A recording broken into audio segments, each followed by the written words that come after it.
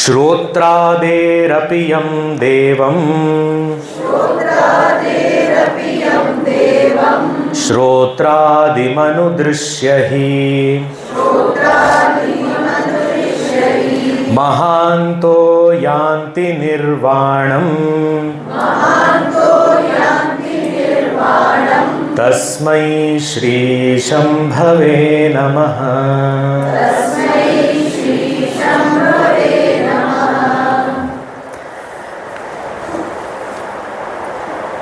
महान्तः, महान उसका बहुवचन है महान्तः। तो ये महान लोग, अब महान किसको कहते हैं? भगवान शंकराचार्य जी महान शब्द की व्याख्या करते हुए कहते हैं जिसकी छोटी बुद्धि नहीं है वो महान है। महान यानी जिसकी व्यापक बुद्धि है, व्यापक विचार है, जिसके विचार में सभी कुछ समाया हुआ है, छोटा छोटा विचार नहीं करता है। The one who thinks big is called a great person. तो महानतः ऐसे महान लोग जिनके व्यापक विचार हैं, उच्च श्रेष्ठ उत्तम विचार हैं, ये लोग अनुदृश्य जब इस चीज को देख लेते हैं तो क्या होता है? निर्वाणम यान्ति, उनको निर्वाण मिल जाता है, यानी मुक्त हो जाते हैं, मोक्ष मिल जाता है, दुख से छूट जाते हैं हमेशा के लिए। अच्छा, क्या देख के? अनुदृश्य, देखने के बाद किसको देख के? क्या देख के? कहते हैं श्रोत्रादेहे अपि श्रोत्रादिम। श्रोत्र आदि यानी सारी इंद्रियां समझ लेना चाहिए। तो ये इंद्रियों का भी इंद्रिय, यानी श्रोत्र का श्रोत्र, कान का कान, आँख की आँख, नाक का नाक, इस प्रकार इंद्रियों का इंद्रिय कोई देख लेता है, समझ लेता है तो मुक्त हो जाता है। हैं? हाँ, तो आँखों की भी एक आँखें होती हैं। हाँ, अच्छा, तो हमने तो कभी नहीं देखी। वो आँखों की आँख हो तो कैसे देखेंगे? वो आँखों की आँख ने आँखों को देखा होगा, पर आँखों ने कभी आँखों के आँख को नहीं देखा होगा। अरे आप कंफ्यूज मत करो, ये क्या बोल रहे हो, आपको समझ में नहीं आ रहा है।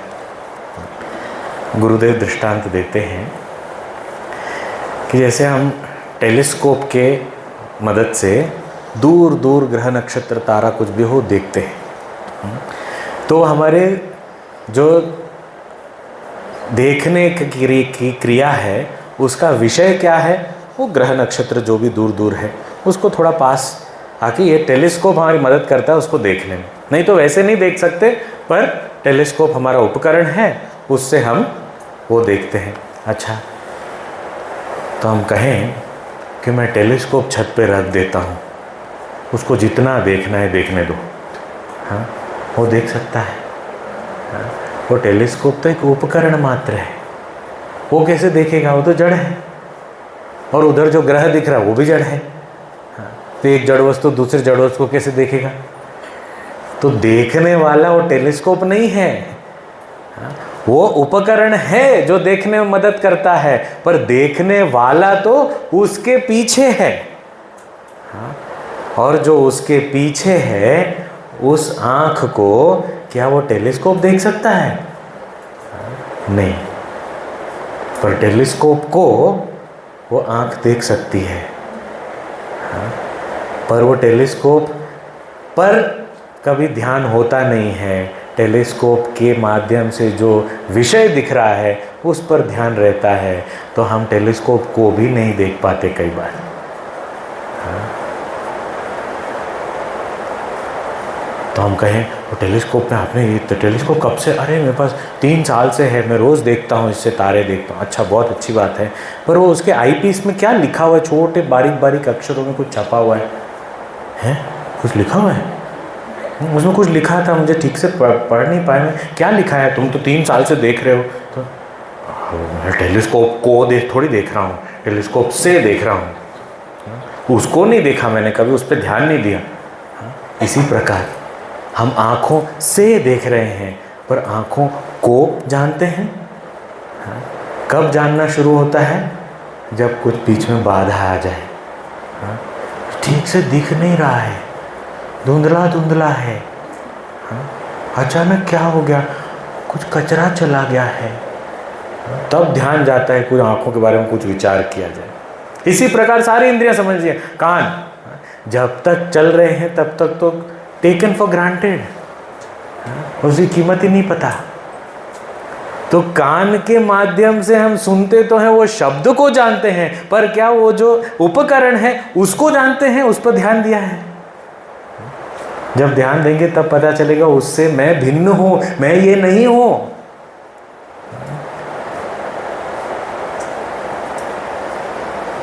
तो जैसे वो टेलीस्कोप देखने का माध्यम है, पर उसको भी जो देखने वाला है वो चैतन्य मैं हूँ, इसी प्रकार ये आँखें हैं, वो देखने का एक उपकरण है, उसको भी जो देखने वाला है वो मैं हूँ, वो चैतन्य है। वो मेरी असली पहचान तो वो है। ये आँखें नहीं है मेरी पहचान, ये कान नहीं है मेरी पहचान। हाँ, मैं सुन सकता हूँ। जैसे हम किसी को रसोइया क्यों कहेंगे, कब कहेंगे? बोले उसके हाथ में कुछ उपकरण होते हैं, बर्तन, कड़छी आदि, इस तरह गैस होता है, सब कुछ होता है, तो ये सब चीज़ें उसके पास हैं, उसका उपयोग वो हाथ से करता है। पर ये सब चीज़ें वो नहीं है। जब ये समझ में आता है कि ये सब चीज़ें वो चम्मच यदि मैं नहीं हूँ तो क्या ये हाथ में हूँ? वो चम्मच और हाथ में क्या अंतर है? जब तक चम्मच हाथ में है वो भी तो हिल रहा है ना, क्योंकि कनेक्ट हो गया। उसको छोड़ दिया तो उसने हिलना बंद कर दिया, पर ये अभी भी हिल रहा है। इसको भी डिस्कनेक्ट करके देखो, ये भी हिलना बंद हो जाएगा। अब करके मत देखना, पर मैं अपने उसमें नहीं करने वाला था, बाजू में बैठे उनका को सोच रहा था, डिस्कनेक्ट करके देखो, जरा दिखाओ। पर वो कनेक्शन छूट गया, ये भी बंद हो जाएगा। तो जैसे चम्मच हम हाथ में लेते हैं तो वो भी काम करता हुआ नजर आता है, और उसको छोड़ देते तो कुछ नहीं होता। ऐसे ही ये जुड़ा हुआ है, तब तक ये भी काम करता हुआ हिलता डोलता दिखता है। इसका भी कनेक्शन छूट जाए तो ये भी ऐसे ही पड़ा रहेगा। तो यदि ये बात समझ में आ जाए तो ये हाथ का हाथ कौन है जो हाथ को भी हैंडल कर रहा है? हम चम्मच का हाथ समझते हैं, पर हाथ का हाथ। हम टेलीस्कोप की आंखें समझते हैं, पर आंखों की आंखें। हाँ। ईयरफोन हमें सुनने में मदद करते हैं, पर वो ईयरफोन में कुछ आवाज आ रही है वो किसको पता चलता है? मेरे कान को ही पता चलता है। पर ये कान को क्या हो रहा है वो किसको पता है? वो कान का कान है। हर एक इंद्रिय का इंद्रिय। अब इसका अर्थ स्थूल रूप से नहीं समझना चाहिए कि हम इस कान के अंदर, हमने पढ़ा है साइंस में कि there is something called internal ear, उसकी बात कर रहे हैं, उसकी बात नहीं कर रहे। Internal year is included in the year, उसका year. Oh that is called, oh so that is called new year. अभी पता चला। This is new year, happy new year. Kenopanishad पढ़ने वाले का हैप्पी न्यू ईयर हो जाता है। एक नया कान मिला आज, उसको आज जाना। हम आंखें दिखाते तो हैं, पर आंखों को देखते हैं। सारी चीजें, जितने सारे खुशबू बदबू सूंघते रहते हैं, पर वो जो सूंघने वाला है, अभी तो लेटेस्ट भगवान ने हमको सैंपल भी दे दिया। हाँ, अरे मुझे कोई स्मेल नहीं आ रही, अरे टेंशन हो जाता है। हाँ, मुझे स्मेल नहीं आ रही, तुरंत कुछ डालते हैं मुंह में, टेस्ट भी गया। अब क्वारंटीन, जाओ दूर हो जाओ हमारी नज़रों से। हाँ, क्यों? अरे बाबा अभी फैलाओ मत इसको। तो वो उसको जब नहीं हो रहा है तब कौन जानता है, और जब हो रहा है तब कौन जानता है? अरे बड़ी अच्छी खुशबू है, कैसे पता चला? किसको पता चला? नाक को? नाक को पता भी नहीं है, बदबू आती है। क्यों? नाक को पता है, उसको तो पता ही नहीं चलता। तो उसको भी जो जानता है वो नाक का नाक है। ऐसे श्रोत्रादेरपि श्रोत्रादिम अनुदृश्य, उसको पहचानने के बाद, ये अनु जो है, दृश्य मतलब जानकर, पहचान कर, अनुदृश्य यानी पहचानने के बाद, पहचान के बाद में क्या हो जाता है? मोक्ष, मुक्ति हो गई। तो ये आँखें, नाक, कान, ये सब का भी जो अंदर से जो चैतन्य तत्व है, जो इन सब को भी जानता है, उसको जानने से मुक्त हो जाएंगे। हाँ बिल्कुल मुक्त हो जाएंगे, क्योंकि हाँ हमने देखा हमारा बंधन का मुख्य लक्षण क्या है जिससे हम छूटना चाहते हैं? दुख। अज्ञान से क्या होता है? दुख ही तो होता है। मोह से शोक होता है, हमने देखा अभी। कब देखा? ऐसा कुछ हुआ है? कब? केनोपनिषद तो अभी शुरू हुआ नहीं, पर इसके पहले ईशावास्य नहीं किया था? किया था। कहाँ? यहाँ इसी क्लास में? अच्छा, मुझे तो याद नहीं, सुना है, ऐसा लग नहीं रहा है मुझे मैंने सुना होगा। आप बोल रहे हो इतना कॉन्फिडेंटली तो हो सकता है। नहीं नहीं, मैंने बोला था। यही तो आपका प्रॉब्लम है, आप बोल देते हो पर आप सोचते हो कि हमने सुन लिया। आपका बोलना और हमारा सुनना दो अलग अलग चीजें हैं। There is no connection between these two. Please remember this for future.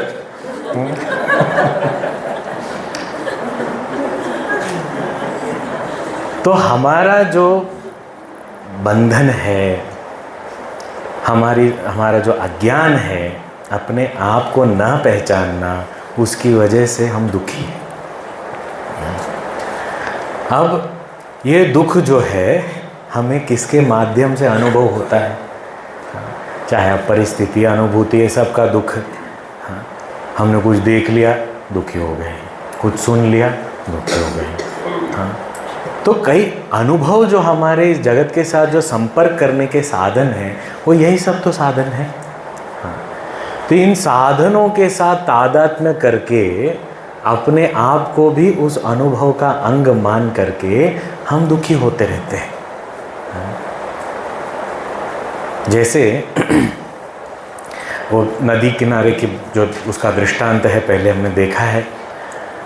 नदी किनारे बैठे हैं, पानी बह रहा है, उसमें कई चीज़ें आती हैं जाती हैं, देख रहे हैं आराम से, तब तो कोई प्रॉब्लम नहीं है।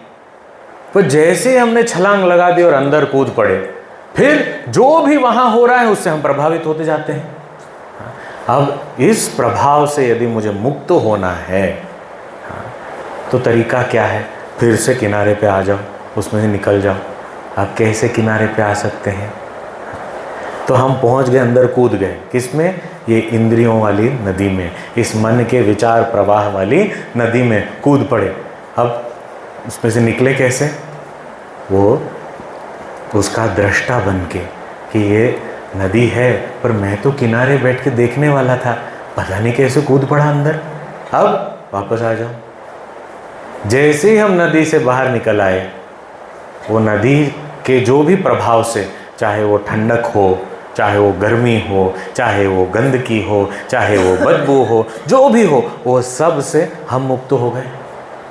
इसी प्रकार जब तक हम अपने इंद्रियों में बैठे हुए रहते हैं और इंद्रियों के साथ तादात्म्य करके रहते हैं और उन अनुभवों को सत्य मानकर, अपना मानकर हम उसमें झगड़े रहते हैं, तो उस अनुभवों के अनुसार कभी उछलते हैं, कभी गिरते हैं, यही चलता रहता है। पर जब हम उसके भी दृष्टा बन जाते हैं, हाँ, कि आँखें हैं आंखें कुछ देख रही हैं, उसे सुख या दुख मिल रहा है, ठीक है, पर मैं वो आंखें हूं ही नहीं। मैं तो ये आंख की भी आंख हूं। जैसे इसको पहचान लिया, क्या हो गया? आंखों से संबंधित सारे दुख बंधन उन सब से छूट गया। निर्वाणम यान्ति। इसी प्रकार सारी इंद्रियां, इसी प्रकार मन बुद्धि सब, इन सब में मैं बैठकर उसके साथ तादात्म्य करके उसके अनुभवों को अपनाकर मैं अपने आप को ये सीमित जीव मानकर दुखी भटकता रहता हूं। भ्राम्यन्ते बहु योनिषु, घूमते रहते हैं, फिरते रहते हैं। बताया ना तीसरे श्लोक में, ईशावास्य के तीसरे ही उसमें बताया था कि भ्राम्यन्ते बहु योनिषु यद अज्ञान हताः मूढ़ाः। तो ऐसी हालत घूम रहा हूँ, भटक रहा हूँ। पर जैसे ही मैंने जान लिया कि ये जो भटकन जिसके लिए है वो मैं नहीं हूँ। कई बार क्या होता है, वो ऑप्टिकल इल्यूशंस और वो सब होते हैं ना, एक ऐसे गोल गोल गोल गोल ऐसे चक्र बना होता है, फिर उसको जब घुमाते हैं, वो कई बार वो देखो हिप्नोटाइज करने के लिए ऐसे घुमाते हैं, फिर वो ऐसे ऐसे घूमता है, देख के फिर वो बोलेंगे जाओ एक गिलास पानी लेके आओ, पानी दे घुमा दिया। क्या हो गया? वो उसमें फंस गए। और वो जो घूम रहा है चक्र, उसके साथ तादाद में हो जाए तो हमको भी चक्कर आने लगते हैं। पर जब पता होता है अरे हाँ ये मैं थोड़ी ये हूँ, मैं क्यों घूम रहा हूँ, तो अपने आप शांत हो जाता है। कई बार वो मूवी वगैरह देखते हैं, सीरियल देखते हैं, क्या हुआ? हीरोइन गिर गई, उसको लग गई, चोट आई, क्या करूं? बोलो उसको गिरने के पैसे मिले और तुम रो रहे हो, अननेसेसरी रो रहे हो। उसने पैसे लिए हैं करोड़ों में गिरने के लिए, चोट लगने के लिए। राम रो रहे, क्यों? हमको लगता है कि वो हमारे परिवार का सदस्य है, हम भी उधर हैं मूवी में। कभी कभी लगता है हम ही हीरो हैं उधर, इसीलिए वो हीरो ने किसी को कुछ लात मारी, सीटी बजाई, तालियां बजाई, हा क्या बात है, क्यों? मुझे लगता मैंने किया हो। इसीलिए अच्छा लगता है ये सुपर हीरोज की मूवी सब, इसीलिए अच्छी लगती है हमको। बाहुबली आया, कुछ भी कहीं से भी कुछ भी किसी को भी देखा तो उड़ गया हो। पता है ये सब VFX है, कोई इफेक्ट कुछ नहीं हो, हाथी को भी एक हाथ से रोक लेगा, वो फूंक मार के उड़ा देगा हाथी को। देखा? क्योंकि हमको लगता है मैं हूं वो, फिर उसको पीछे से मार दिया, मैं मर गया। अब पार्ट 2 तो देखना पड़ेगा। तो 3 साल तक एक सवाल से परेशान होते हैं।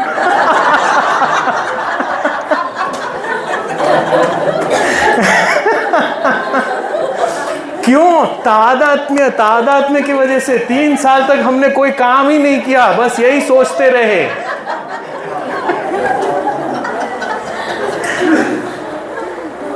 अभी तो हंस रहे हैं पर हम जी भी ऐसे ही रहे हैं। वो तादात्म्य करके उसके साथ वो एक रूप हो जाते हैं, फिर जब समझ में आता है अरे वो मैं नहीं हूं, मेरे घर पे अभी भी ऐसी ही प्रॉब्लम है। वो पूरा राज्य मुझे मेरा सपोर्ट कर रहा था, ये मेरा कुत्ता मेरी बात नहीं मानता है, सच्चाई तो ये है। पर मुझे थोड़ी देर के लिए हीरो बन गया।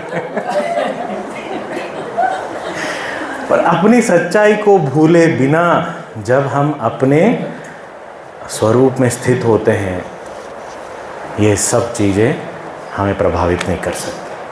फिर चाहे जितनी मूवीज़ देख लें, क्या फ़र्क पड़ता है? हाँ, इसलिए जो एक्टर होता है, वो एक्टर जब अपने आप को वो कौन है वो जानता है, तब उसकी एक्टिंग और अच्छी होती है।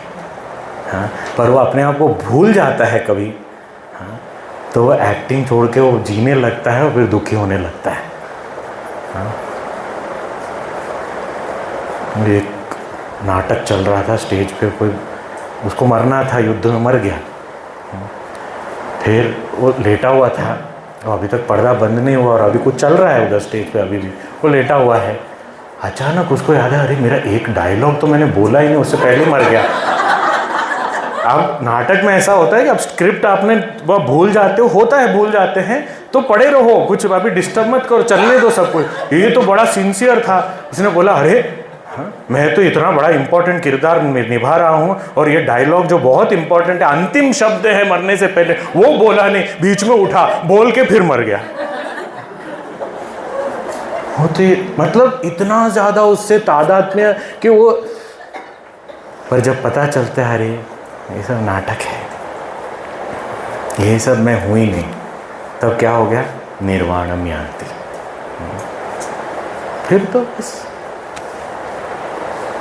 फिर वो बैठ के वेट नहीं करता कि अभी लोग देखेंगे, अप्रिशिएट करेंगे, वो अगला मूवी शुरू कर देता है, अपना काम हो गया, अभी इसको जो करना था कर लिया हमने। इसी प्रकार हर एक अनुभव, उस अनुभव में हम थोड़े जागरूक हो जाए, अलर्ट हो जाए, देखिए ये अनुभव हो रहा है, क्या मैं ये इंद्रिय हूँ, क्या मैं ये मन हूँ? हाँ, इंद्रिय और मन की हालत को जानने वाला मैं हूँ। मन सुखी या दुखी है उसको पहचानने वाला मैं हूँ, तो मैं तो इससे भिन्न हूँ। और ये सारी इंद्रियां तो ये तो जड़ हैं, उनको चेतना प्रदान करने वाला, उनका उपयोग करके देखने वाला, उपयोग करने वाला तो मैं हूँ, मैं चैतन्य हूँ। तो वो मैं जब अपने आप को मैं पहचान लेता हूँ, फिर तो मुक्ति है। इसीलिए यान्ति निर्वाण, और ऐसे व्यक्ति को जो ऐसे पहचान कर मुक्त हो जाता है, उसे ही महानतः कहा जाता है, महान व्यक्ति है।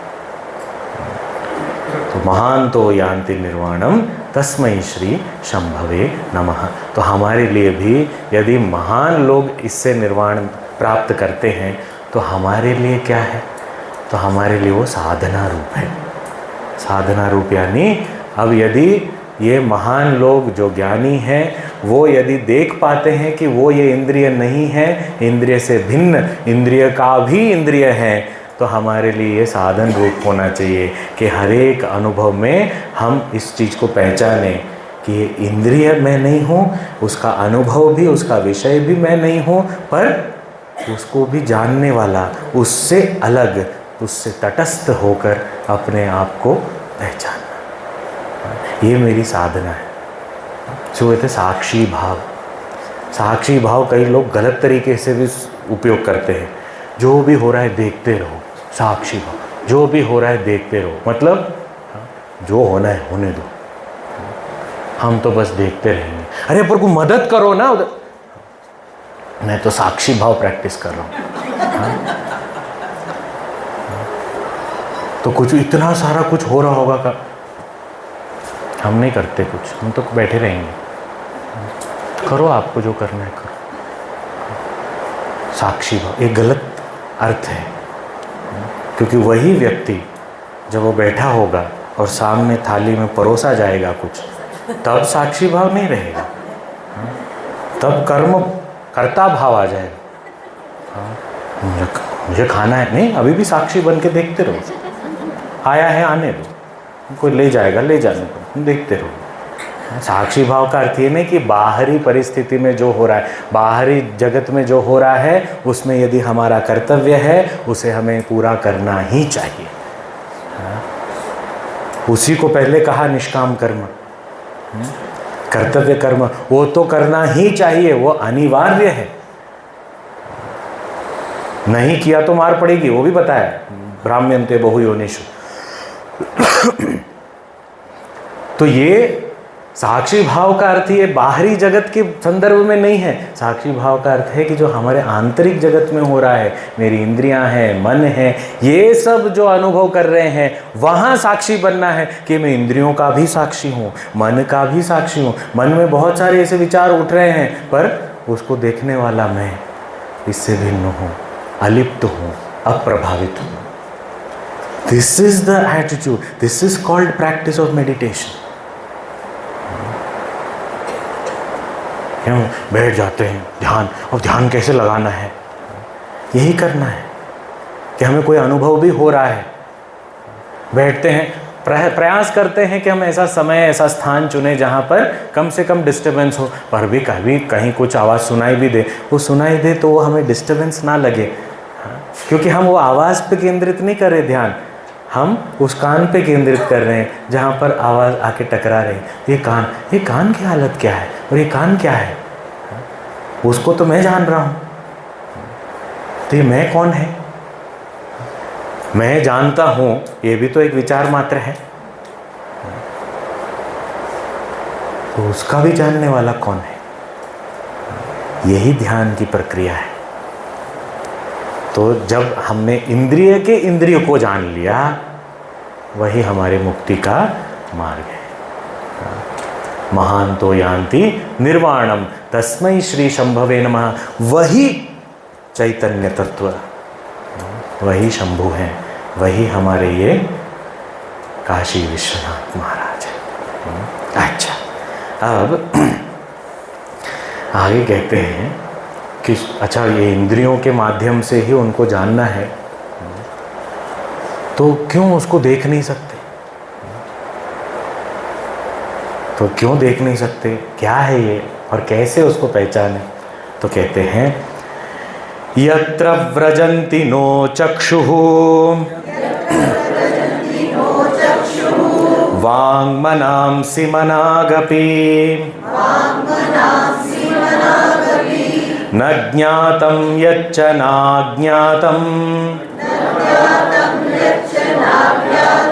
तस्मै श्री शंभवे नमः।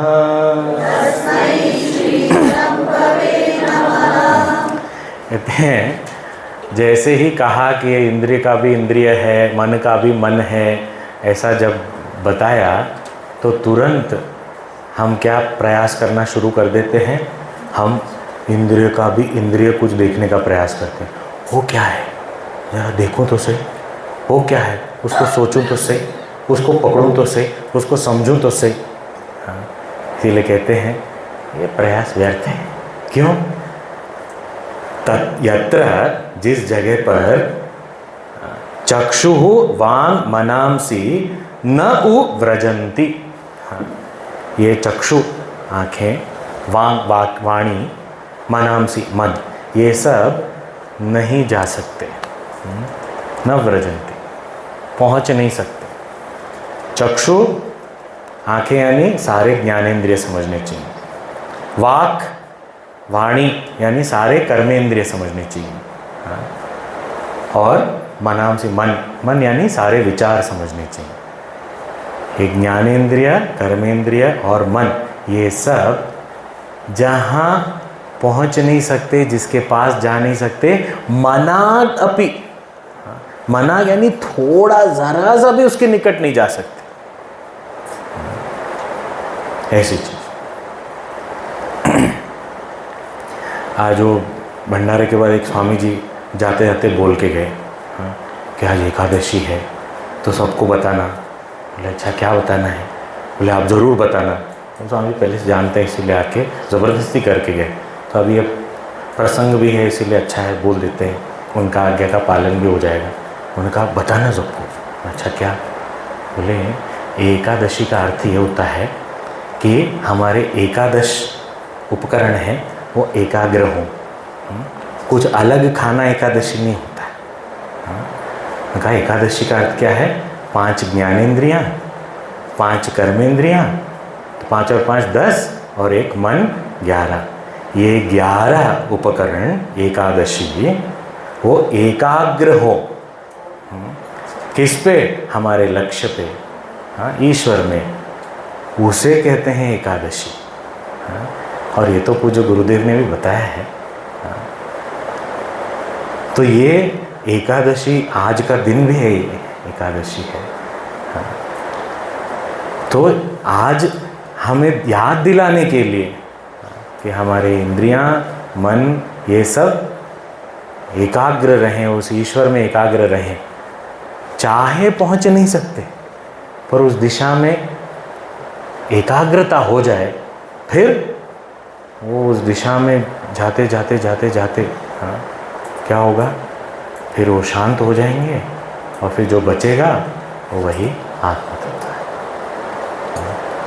है। उसको एकादशी उपवास या व्रत कहते हैं। उपवास यानी पास रहना, वास मतलब रहना, उप मतलब नज़दीक, पास में रहना, वो ईश्वर के पास में रहना। कैसे? एकादशी, ये 11 के 11 यानी 10 इंद्रियां और मन सब ईश्वर के पास रहते हैं, तब उसे एकादशी कहते हैं। और देखिए, इंद्रिय और मन कहा, शरीर नहीं कहा। इसलिए ऐसा नहीं कि आपको मंदिर में जाके बैठना है, मतलब मन रहना चाहिए। इंद्रियां भी जो देखे, जो सुने, जो सूंघे, जो चखे, जो छुए, वो सब कुछ ईश्वर का स्पर्श हो, ईश्वर का दर्शन हो, ईश्वर का श्रवण हो, ईश्वर का स्मरण हो। वाणी ईश्वर का गुणगान करे, पैर ईश्वर तक लेके जाए, हाथ ईश्वर की सेवा में रहे। इस प्रकार जब हम सभी इंद्रियों द्वारा ईश्वर से जुड़ जाएं, उनके निकट जाएं, उसे वो कहते हैं एकादशी उपवास। और ये जो भोजन में भी हम कुछ संयम लाते हैं इस दिन को, वो भी इसे याद दिलाने के लिए ही लाते हैं। पर कई बार उसकी व्यवस्था में हम ईश्वर को ही भूल जाते हैं। कई बार मैं तो ऐसी जगह पे रहा हूँ जहाँ एकादशी का फीस्ट ज़्यादा होता है बाकी दिनों से, क्योंकि उसका मेन्यू ज़्यादा वैरायटी होता है। गुजरात की भूमि ऐसी है। हमारे स्वामी पुरुषोत्तमानंद जी एक बार आए थे, लास्ट उनका ज्ञान यज्ञ था, और उनके उस यज्ञ में एक दिन एकादशी निकली। तो स्वामी जी को शाम को याद आया कि अरे कल एकादशी है, तो बता देना कल एकादशी मेरा उपवास है। तो अम्मा लोग थे, तो बताया कि स्वामी जी वो उपवास का हम खाना बना देते हैं। तो स्वामी जी उपवास का खाना क्या होता है? तो बोले नहीं, मतलब हम साबूदाने खिचड़ी वगैरह कुछ बना दें। तो बोले ठीक है बना दो। ओके। उसके बाद उपवास का खाना जब स्वामी जी ने देखा, टेबल में सामान्य रूप से जो भिक्षा में खाना लगता था उससे ज़्यादा था वो स्प्रेड। तो स्वामी जी ने कहा अगली बार से एकादशी के दिन मैं गुजरात में नहीं आऊँगा। एक्चुअली उनके शब्द हैं ये।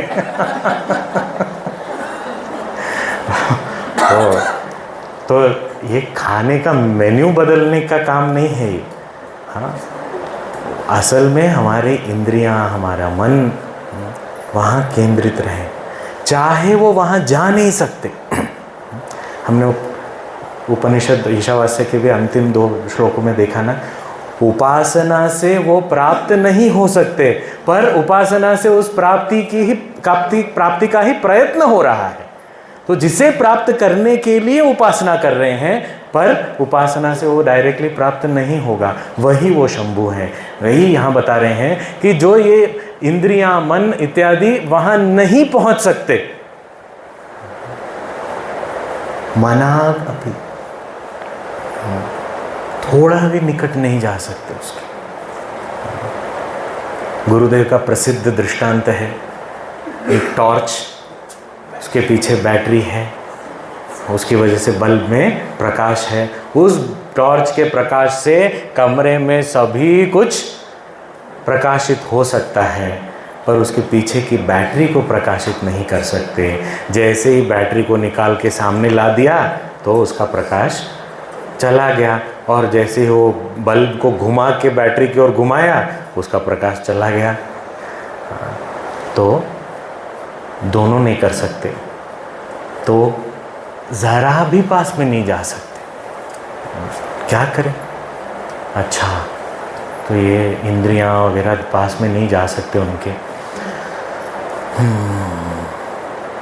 तो फिर वो दूर कुछ है, ऐसा आप बोलना चाह रहे हो? मतलब जो भी दिखता है उससे जो नहीं दिखता है वो है, क्या ये आपका अर्थ है? जिसे हम कभी सूंघ नहीं सकते, सुन नहीं सकते, चख नहीं सकते, छू नहीं सकते, अच्छा वो है। अब वो भी एक कल्पना हो जाए। देखो यहाँ बैठे बैठे वो जो दूर तारा है उसको मैं ना छू सकता हूँ, ना सूंघ सकता हूँ, चख सकता हूँ, और आंखें बंद करूँ देख भी नहीं सकता। हाँ, मतलब वो तारा है जिसको आप बोल रहे हो। पास नहीं जा सकता, और बुद्धि से प्रयास करें तो बुद्धि से भी जाना नहीं जा सकता। न ज्ञातम, जाना नहीं जा सकता। न ज्ञातम ये अच्छा, तो फिर जो नहीं जाना जा सकता है वही वो है। तो बोले न अज्ञातम, जो जानते हैं वो भी नहीं है, और जिसे नहीं जानते वो भी वो नहीं है। हाँ? तो जो जानते हैं वो नहीं है तो समझ में आया, क्योंकि अभी तक वही बात कर रहे थे। और जो नहीं जानते वो भी वो नहीं है। तो क्या उसको जानते हैं? जानते तो फिर वो नहीं है। वो अच्छा, तो फिर नहीं जानते तो वो भी नहीं है। अरे जानते हैं और नहीं जान, इसके सिवा तीसरी कैटेगरी हम कहाँ से लाए? वही तो, वो किसी कैटेगरी में नहीं है। क्योंकि जानते हैं वो भी विषय है, और नहीं जानते वो भी विषय तो है। I know this, I do not know this, दोनों दिस ही तो है। दोनों इदम है, तो वो कैसे अहम हो सकता है? न ज्ञातम न अज्ञातम, वो न जानी हुई चीज है न अनजान चीज है। एक और तरीके से इसको देखें, न ज्ञातम, मैं जानता हूं ये विचार भी वो नहीं है, और मैं नहीं जानता ये विचार भी वो नहीं है। I know, I do not know, ये दोनों विचार को जो जानता है, पर वो जानकारी कैसी है? विषय रूप नहीं, मैं बस। एक्चुअली कोई भी शब्द उसके लिए उपयोग नहीं कर सकते, कि जैसे ही शब्द उपयोग किया हो तो इंद्रिय के उसमें बंध गया। तो न ज्ञातम न च अज्ञातम। देखिए ये बुद्धि को इतनी कसरत है इसमें। गुरु उपनिषद में कहते हैं, उपनिषद तो लंबा मंत्र है, न तत्र चक्षुर्गच्छति न वाग गच्छति नो मनो न विद्वान न विजानीमः यथैतद् अनुशिष्यात्। गुरु कहते हैं न विजानीमः यथा एतद् अनुशिष्यात्, हम ये भी नहीं जानते कि इसको कैसे तुम्हें सिखाएं, कैसे तुमको समझाएं, ये भी हमको समझ में नहीं आता। क्योंकि यदि हम सिखा सकें तो वो नहीं है। ऑब्वियसली, क्योंकि ना वो वाणी का विषय है, ना ही वो श्रवण का विषय है, तो ना हम बोल सकते हैं ना आप सुन सकते हो। पर फिर भी ये गुरुजनों की कृपा करुणा है, शास्त्र की करुणा है कि वो ऐसे विषय को भी बताते जा रहे हैं, बताते जा रहे हैं, बताते जा रहे हैं, बताते जा रहे हैं। हाँ, वो दिशा दे रहे हैं, इस दिशा में जाओ, इस दिशा में जाओ, इस दिशा में जाओ। हाँ, थकना नहीं, हार नहीं मानना, तो यहीं चले जाओ, पहुँचोगे एक ना एक दिन। वही है और कहीं नहीं, उधर ही है। तो यथै तद अनुशिष्यात् अन्य देव तद विदिताद अथो अविदितादधि। कहते हैं जानी हुई चीज़ों से अलग है और न जानी हुई चीज़ों से भी अलग है। और ये सारा इदम जगत जो है वो केवल ये दो कैटेगरीज में ही बांटा जा सकता है, जानते हैं नहीं जानते। इन दोनों से भिन्न है, इन दोनों से परे है। यानी जानना न जानना उसका विषय ये नहीं बन सकता। अच्छा, तो क्या ये जानने वाला है? आगे जानने वाला यदि हो गया, तो किसके संदर्भ में, किसको जानने वाला? अब यदि उससे भिन्न कुछ जानने के लिए कुछ है, यानी दो हो गए। तो ये उसको जानता है। अच्छा, पर इसको कौन जानता है? अब ये सब प्रश्न उठेंगे। बुद्धि, ये ऐसा विचार करने से बुद्धि को लगे कुछ समझ में नहीं आ रहा है। क्या क्या बोला, क्या बोला? कुछ समझ में नहीं आ रहा है। क्या बोल रहे हो आप? क्या है ये? अभी तक सब ठीक था, अभी क्या ये समझ में नहीं आ रहा है कुछ? ये समझ में नहीं आ रहा है, वो किसको पता है? कौन जानता है कि आप नहीं समझ रहे? कौन समझ रहा है कि आप नहीं समझ रहे? Who knows you don't know? कौन है जिसको इस बात का ज्ञान है कि आपको ज्ञान नहीं हो रहा है? वो न जानी हुई चीज है, न अनजान चीज है। तो गुरु कहते हैं, इन्हीं शब्दों में हमारे गुरुजनों ने भी हमको सिखाया। इति शुश्रुम पूर्वेशाम यो नस्तद व्याच चक्षिरे। तो हमने तो गुरुओं से ऐसे इन्हीं शब्दों में सुना, हम उन्हीं शब्दों का उपयोग करते हैं, क्योंकि और कोई बेहतर शब्द मिल नहीं रहे। न ज्ञातम न अज्ञातम, बस। क्योंकि ज्ञान प्राप्ति हमारा लक्ष्य है, तो बुद्धि इतनी जल्दी तो ये चीज छोड़ेगी नहीं। क्योंकि ज्ञान प्राप्ति का तो एक्सपर्टीज बुद्धि में ही है। बुद्धि के मैं तो अरे शुरुआत से मैं ये ज्ञान प्राप्ति के ही फील्ड में एक्सपर्ट हूँ, तो मैं तो कोशिश करूँगी। वो करती जाती है कोशिश, समझना है समझना है समझना है। तो गुरु पूछते हैं, जाना? हाँ जान लिया। तो बोले वो नहीं है। फिर बुद्धि सोचती है, नहीं जाना। तो बोले वो भी नहीं है। वो भी नहीं है। तो जाना वो भी नहीं, नहीं जाना वो भी नहीं, सब निकल गया। कौन बचा? देखिए, मूवी वगैरह में हम डायलॉग सुन के हंसते हैं, पर यही बात यहाँ है। क्या? आधे इस तरफ जाओ, आधे उस तरफ जाओ, बाकी मेरे साथ आओ। दिस इज उपनिषद वाक्य।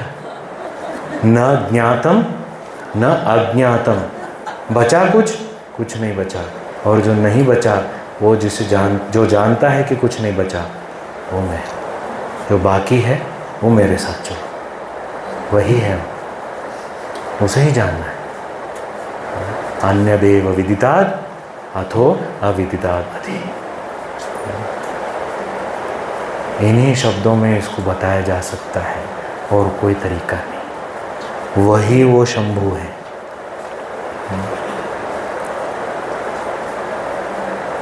तो जानता हूँ नहीं जानता, ये सब विचारों से परे। तो इसको कैसे जाने, कैसे पकड़े? अरे फिर से पकड़ने के लिए बैठे। पकड़ना नहीं है, छोड़ना है। जिसको पकड़ रखा है उसको जब छोड़ेंगे तो जो बचेगा वही मैं हूँ। न ज्ञातम न अज्ञातम। यत् न ज्ञातम न अज्ञातम तस्मै श्री शंभवे नमः। अभी इस विचार को मन में जीवित रख के, कुछ और व्यवहार में ना पड़कर, कुछ समय हम एकांत में इसके विचार में, इसके अनुभूति में बिताएं। ज़्यादा लंबा नहीं, कम से कम आधा घंटा प्रयास करें कि इस विचार को हम कैसे अनुभव करें। क्योंकि ये बहुत प्रैक्टिकल चीज़ है। हमारे गुरुजन कोई बहुत दूर दूर की बातें नहीं कर रहे हैं, सीधा सीधा प्रैक्टिकल बात बता रहे हैं। तो इस विचार को हम बिल्कुल पक्का करने के लिए इसको हम थोड़ा सा और मनन जारी रखें। प्रयास करें कि बातचीत ना करें, किसी और बहिर्मुख प्रवृत्तियों तुरंत ना प्रवेश करें, और इस विचार को न ज्ञातम न अज्ञातम। इसको और थोड़ा गहराई तक अनुभव करने का प्रयास करें। ओम पूर्णमदः पूर्णमिदं पूर्णात् पूर्णमुदच्यते पूर्णस्य पूर्णमादाय पूर्णमेवावशिष्यते। ओम शांति शांति शांति। हरि ओम। श्री गुरुभ्यो नमः। हरि ओम।